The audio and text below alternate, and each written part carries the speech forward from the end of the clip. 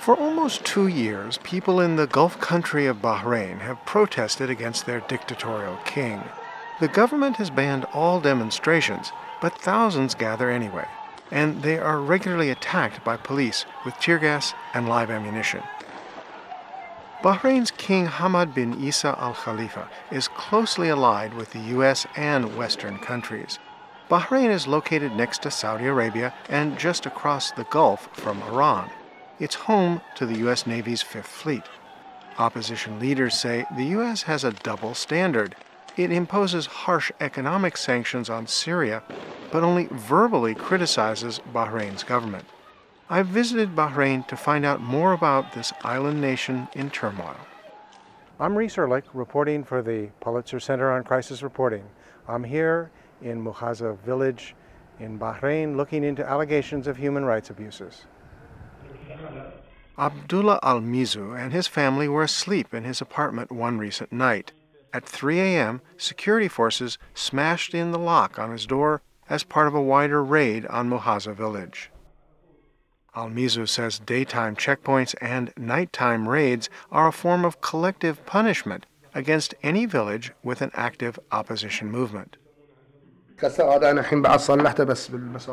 says, "I don't know why they raided my house.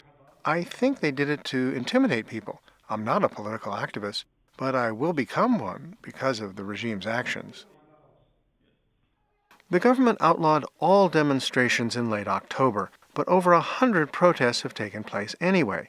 This video from Al Jazeera shows a mass funeral march organized in mid-December held in defiance of the protest ban. Many Bahrainis want to change the country's authoritarian government. This small nation has had the same unelected prime minister for 41 years. The parliament has little real power. The government arbitrarily arrests dissenters, deprived some of citizenship, and has tortured several to death. Inspired by the Arab Spring, traditional opposition parties advocate nonviolent resistance, but younger militants, when attacked by the security forces, now throw rocks and hurl Molotov cocktails at police. Government authorities deny mistreatment of demonstrators. In this video from Bahrain TV, military officers show their loyalty to the king while pledging to maintain law and order. In an interview, Abdul Aziz Al Khalifa, a second cousin to the king and government spokesperson, says violence has become the norm, and that's why authorities ban all demonstrations.